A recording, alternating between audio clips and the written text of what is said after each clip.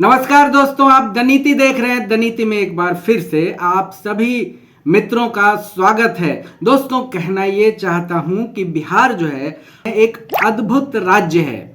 यहां अगर राजनीति ना हो, गर्म राजनीति ना हो,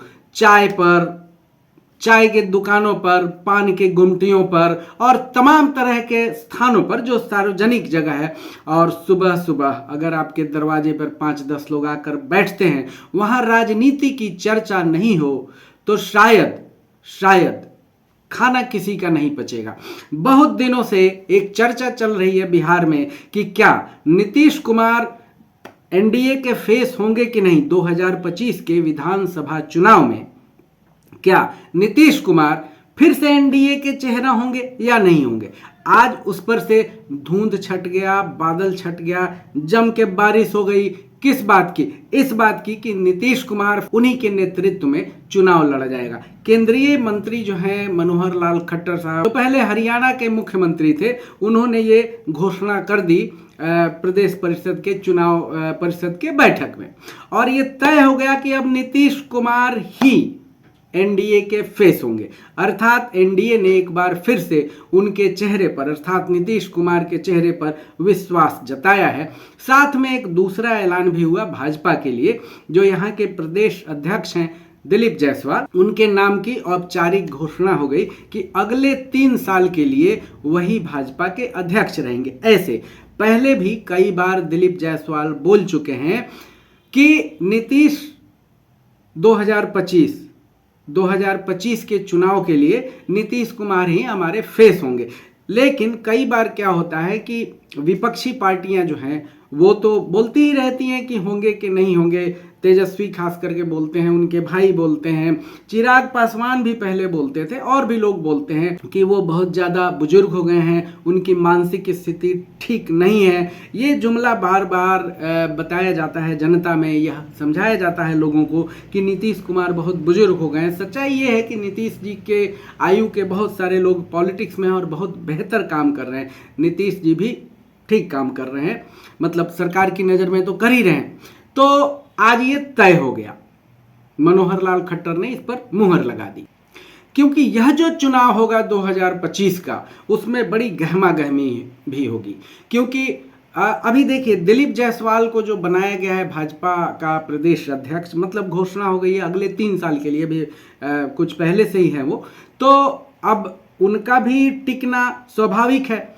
क्योंकि वैश्यों का जो जत्था है उसका बहुत बड़ा हिस्सा, लगभग 80-90% जो हिस्सा है, वो भाजपा को अपना समर्थन देते आ रही है। परंतु 2024 के लोकसभा चुनाव में वैश्यों का एक बहुत बड़ा धड़ा राजद के साथ या विपक्ष के साथ जाकर मिल गया, ठीक है, और इसने बहुत ज़्यादा गड़बड़ी मचाई, और भाजपा की सीटें और एनडीए की सीटें कहें उसमें बहुत सारी कमी आ गई।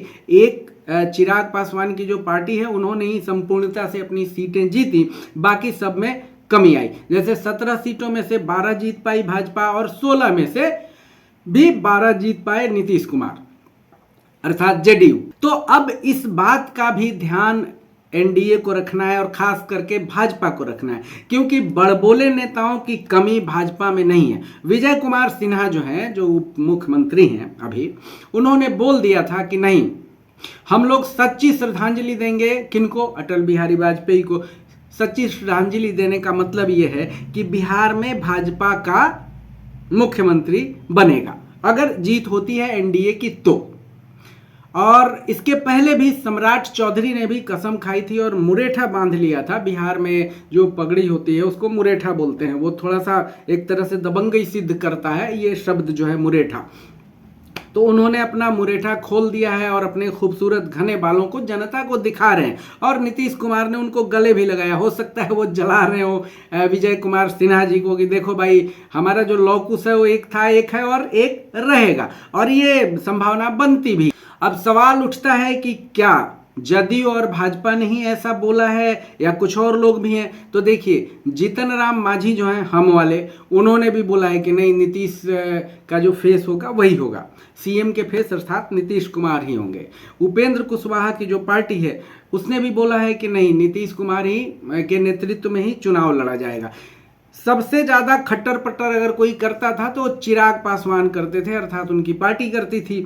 तो उन्होंने भी नीतीश के नेतृत्व में चुनाव लड़ने की बात कही और उसमें अपना विश्वास जताया। इसका कारण पता है क्या है? मतलब मुझे ऐसा लगता है कि बीच में एक बार चर्चा ये जोरों से चल पड़ी थी कि फिर से नीतीश कुमार और राजद आपस में मिल सकते हैं। अगर आपस में वो मिल जाएंगे तो भाजपा के लिए डिजास्टर फिर से साबित हो जाएगा बिहार, क्योंकि वो दोनों 2015 के चुनाव में मिले हुए थे तो भाजपा 50-51 सीटों पर सिमट के आ गई थी।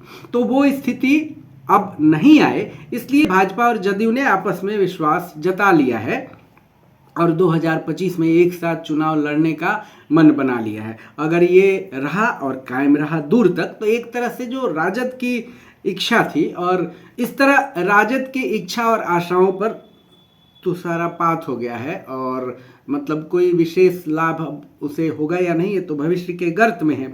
लेकिन अब ये रणनीति जो है अब राजद को और विपक्ष को, राजद जो है जो CPI-ML है, उसके बाद कांग्रेस है, इन लोगों को एक अलग रणनीति बनानी होगी। अब ये भी भविष्य के गर्त में है कि क्या VIP वाले मुकेश NDA के साथ आएंगे या वहीं पे रहेंगे। तो एक तरह से कहें तो जिन जिन नेताओं ने नीतीश कुमार को चिढ़ाया था या उन पर उंगली उठाई थी या उनके सेहत के विषय में कुछ अनाप शनाप बोला था, वो सभी लोग अब अपनी अपनी औकात में आ गए हैं। ठीक है, नीतीश कुमार कितने होशियार नेता हैं, शातिर भी कह सकते हैं, उनके पेट में दांत भी है, लालू प्रसाद यादव कहते थे। उन्होंने एक बार फिर जता दिया है कि न तो मेरी सेहत खराब है ना ही आयु ज्यादा है, और जो मैं चाहूंगा वही होगा बिहार में। और अब तो एक और भी ताकत उनके साथ जुड़ गई है, उनके बेटे जो निशांत कुमार है, अब वो उनको मजबूत सहारा देने के लिए उनके साथ कंधे से कंधे मिलाकर खड़ा रहेंगे। अब यह है कि नीतीश कुमार के नेतृत्व में ही अगला चुनाव होगा और हम लोग भी देखेंगे कि चुनाव का रूप स्वरूप कैसा होगा। दोस्तों, अगर हमारा ये वीडियो ठीक लगा तो आप इसे लाइक करें, सब्सक्राइब करें, शेयर करें और कमेंट करें। धन्यवाद मित्रों।